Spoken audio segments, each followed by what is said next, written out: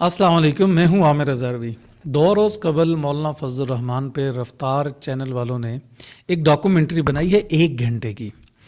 अच्छा, वो बड़े मज़े की डॉक्यूमेंट्री है। आप उस डॉक्यूमेंट्री को देखेंगे तो आपको मौलाना फजल रहमान की शख्सियत को समझने में मदद मिलेगी। मौलाना फजल रहमान की ताकत क्या है, उनकी कमज़ोरी क्या है, बहुत सारी बातें उसमें हैं।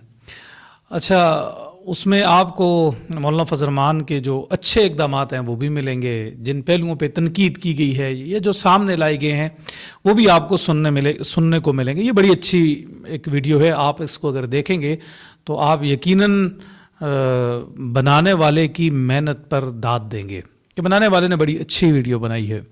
अच्छा, ये उसामा अल्ताफ़ हैं जी, फेसबुक पे हमारे साथ ऐड भी हैं। अभी मैंने उनका कमेंट देखा तो मुझे खुशी भी हुई कि एक नौजवान आदमी है, उसने बड़ी मेहनत की है, उसको दाद देनी चाहिए।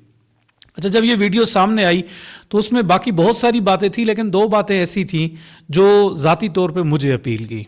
मेरा ख्याल ये था, मैंने आज उस पर तहरीर भी लिखी है कि मौलाना फजल रहमान या उनकी पार्टी के लोग एक जवाबी डॉक्यूमेंट्री बनाएंगे और अपने वर्करों को बताएंगे कि हमसे कहाँ गलतियाँ हुई हैं या हम कहाँ बेहतरी की कोशिश कर रहे हैं, लेकिन हुआ ऐसा नहीं। अच्छा, उसमें जो 2 बातें हैं वो एक तो ये थी कि मौलाना फजल रहमान के जो वर्कर हैं, मौलाना ने अपने वर्करों को किताब, कलम, नज़रियाती अभास, लिटरेचर से निकाल के अपनी ज़ात का असीर बना दिया है। अब वर्कर किताब की बात नहीं करता, अब कलम की बात नहीं करता, अब जो रिवायती अभास हैं उनकी बात नहीं करता, निज़ाम के ऊपर बात नहीं करता। अब वो क्या करता है, वो कहता है जी मौलाना चूँकि वो बसीरत वाले हैं, मौलाना को कोई नहीं पहुँच सकता, मौलाना जिंदाबाद, मौलाना के भाई जिंदाबाद, मुफ्ती महमूद जिंदाबाद। नज़रियाती अभास जो थी वो ख़त्म कर दी हैं। तो अब मुफ्ती महमूद के नाम की कॉन्फ्रेंस होती है, कभी इस्लाम जिंदाबाद के नाम से कॉन्फ्रेंस होती है, कभी आईन पाकिस्तान के हवाले से कॉन्फ्रेंस होती है, मुख्तलिफ नामों से कॉन्फ्रेंसें होती हैं, कभी आज़ादी मार्च के उन्वान से होती है, लेकिन कलम, किताब, नज़रियाती अभास ये बाकी नहीं रही जमीयत में। तो उसमें एक नुक्ता ये था कि मौलाना ने अपने लोगों को नज़रियाती अभास से निकाल के कहाँ ला के खड़ा कर दिए जी, अपनी ज़ात के ऊपर। अब उनके वर्कर उनकी ज़ाती तकरीरें शेयर करते हैं, बस उसी पे बात करते हैं।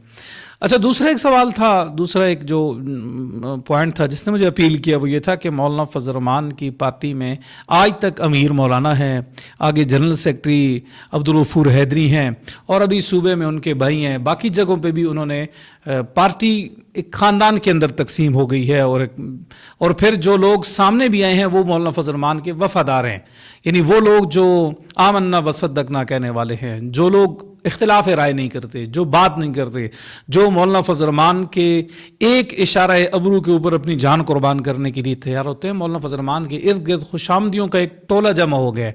कोई ज़हीन लोग, बात करने वाले लोग और इख्तिलाफ राय करने वाले लोग वो बाकी नहीं रही। मौलाना ने चुन चुन के उन लोगों को साइड पे कर दिया जिनसे उन्हें कोई ख़तरा महसूस होता था। और इस वक्त पार्टी जो है वो मौलाना के इर्द गिर्द खुशामदी लोगों में घिरी हुई है। ये 2 पॉइंट थे जो मुझे अपील की है कि भाई वाकई अब मौलाना के इर्द गिर्द भी ऐसा ही है और मौलाना के वर्कर जो हैं वो मौलाना की ज़ात के अलावा बात नहीं करते, वो तो भी गालियाँ भी देते हैं। आप ज़रा सा इख्तिलाफ करें, आप कहेंगे आपको बड़ा पता है जी या मौलाना को बड़ा पता है। अकल सारी बस मौलाना फजल रहमान पे आके ख़त्म हो गई है, इन्होंने अपनी सारी अकल मौलाना फजल रहमान के कदमों में रख दी है जी, बस जी मौलाना है, जो कुछ है जी मौलाना है। अब मेरा ख्याल ये था कि जो डॉक्यूमेंट्री है इसके जवाब में आपके पास एक मीडिया प्लेटफॉर्म है, उसके मुल्क भर में ज़िम्मेदार लोग मौजूद हैं, तो जवाबी एक वीडियो आएगी, जवाबी एक डॉक्यूमेंट्री आएगी या कारकुनों के साथ बातचीत की जाएगी या वो लोग जो जमीयत उलमा इस्लाम के साथ एक मोहब्बत का रिश्ता रखते हैं उनके साथ बैठ के बात की जाएगी कि नहीं ऐसा नहीं है, ये गलत फहमी फैलाई गई है।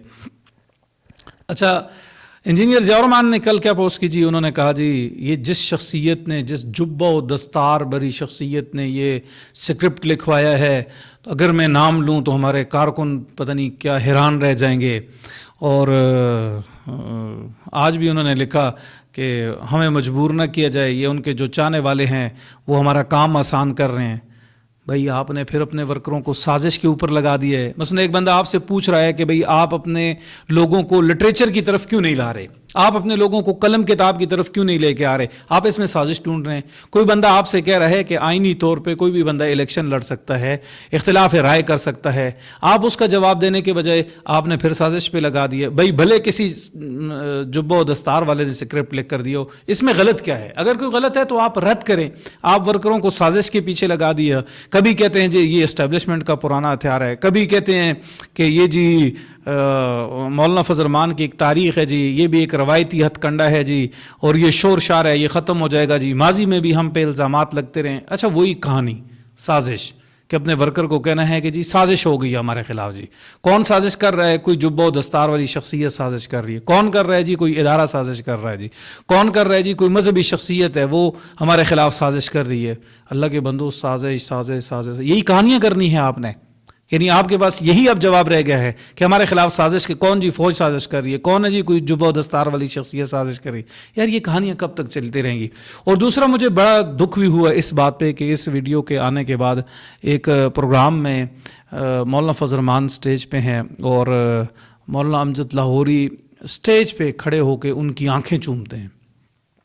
مجھے سچی بات ہے بہت حیرانی ہوئی کہ مولانا فضل الرحمان ایک قداور شخصیت ہے, ایک بڑا نام ہے, اللہ تعالیٰ نے اس کو دلائل کی طاقت عطا کی ہوئی ہے, وہ لوگوں کو اپنی ذات کے ساتھ جوڑ چکا ہے. لیکن کتنی ہی چھوٹی سی حرکت کروائی کہ وہ امجد لاہوری اٹھا اور اس نے اٹھ کے مولانا فضل الرحمان کی آنکھیں چومی اور کہا جی یہ ہمارے قائد بڑے عظیم قائد ہیں, اور کیوں جی ان کو رسول اللہ کی خواب میں زیارت ہوئی ہے, ایسے عظیم قائد, ایسے بڑے قائد. یار ایک طرف آپ پہ ڈاکومنٹری بن رہی ہے, کوئی بندہ سوال اٹھا رہا ہے, ایک بھائی لکھ رہا ہے کہ ہمارے خلاف سازش ہو رہی ہے, اور دوسرا بھائی وہ اپنی خواب بیان کرتا ہے. اب آپ مجھے بتائیں کہ یار اگر اس شخص کو خواب آتی ہے, اسے رسول اللہ کی زیارت ہوتی ہے, تو آپ رسول اللہ کی شخصیت کو اپنی ذات کی قداوری کے لیے استعمال کریں گے؟ اگر رسول اللہ کا آپ کو دیدار ہو گیا ہے تو آپ کیا کریں گے؟ آپ لوگوں کو بتاتے پھریں گے اور پبلک میں اعلانات کرواتے پھریں گے, لوگ آپ کی تعظیم کریں, لوگ آپ کو بڑا مانیں. لوگ آپ کو پہلے ہی بڑا مانتے ہیں. سیاست کے میدان میں مولانا فضل الرحمان کا کیا مقابلہ ہے؟ اس کے مقابلے میں کون ہے؟ گفتگو کے میدان میں مولانا فضل الرحمان کا مقابل کون ہے؟ ذاتی حوالے سے ورکر مولانا فضل الرحمان کی ذات کے ساتھ جڑے ہوئے ہیں. جماعتوں کو جب چاہتے ہیں ساری جماعتوں کو اکٹھا کر لیتے ہیں. ایک طرف آرمی چیف بلاتے ہیں, دوسری طرف مولانا فضل الرحمان بلاتے ہیں, لوگ ان کے کہنے پہ آ جاتے ہیں. قائد ملت اسلامیہ کا لقب تو اپنے لیے انہوں نے منوا لیا, اور کیا چاہتے ہیں؟ یعنی اس کے بعد مجھے یہ سمجھ نہیں آتی کہ کون سی ایسی بات ہے جو کمی ہے. لیکن مجھے لگتا ہے کہ شاید انسان ہے, اگر دنیا کی ساری چیزیں بھی اس کے پاس آ جائیں تو وہ کوئی نہ کہیں خلا محسوس کرتا ہے, کہیں کمی محسوس کرتا ہے. ٹرمپ کو دیکھ لیں کہ یار وہ سپر پاور ہے, وہ امریکہ کا صدر ہے, لیکن وہ نوبل انعام کی وجہ سے وہ کیا ہوتا ہے, وہ کہہ رہا ہے میں نے جنگیں رکوائی ہیں جی, مجھے نوبل انعام دیا جائے.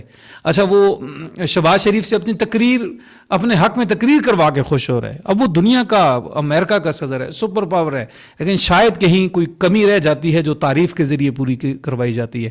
اب مولانا فضل الرحمان کو اگر رسول اللہ کا دیدار ہوا ہے, قربان رسول اللہ صلی اللہ علیہ وسلم پہ, لیکن یہ بتانے والی بات تھی کہ بھئی آپ جائیں اور پھر اپنی آنکھیں, ایک خوشامدی شخص ہے امجد لاہوری, وہ مولانا کی خوشامد کرتا ہے, جی حضوری کرتا ہے, اور اس کے ذریعے آنکھیں وہی چومی جا رہی ہیں.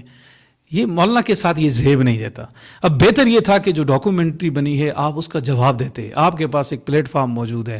مولانا فضل الرحمان کے جو بھائی ہیں ضیاء الرحمان, یہ دنیاوی تعلیم بھی ان کے پاس ہے اور ابھی ڈیجیٹل میڈیا بھی انہوں نے سنبھال لیا ہے.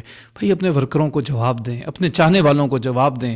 اگر کوئی سوال کرتا ہے تو اسے سازش اور عقیدت کے نام پہ غائب نہ کریں. مولانا فضل الرحمان بڑے ہیں جی, ٹھیک ہے, اگر آپ یہ نہ بھی خواب اگر بیان کرتے تو مولانا فضل الرحمان کو لوگ عقلی بنیادوں پہ بھی مانتے ہیں, ان کا کوئی انکار نہیں کرتا.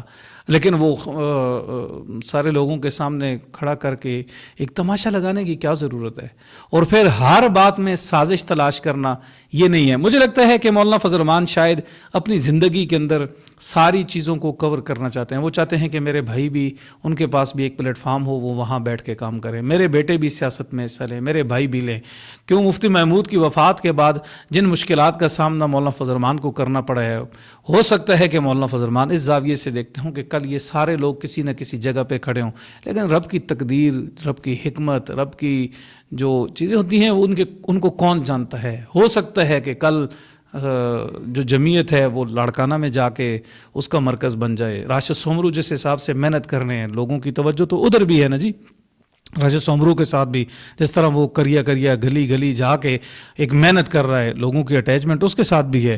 جو آج سیاسی عصبیت مولانا کے ساتھ ہے, کل ہو سکتا ہے وہ کسی دوسرے عالم کے ساتھ ہو, راشد سومرو نہ ہو, کوئی اور ہو جائے, لیکن کم از کم یہ پروپیگنڈا, یہ سازش کہہ دینا, یہ عقیدت کو کیش کروانا, اس سے باہر نکلنا ہوگا.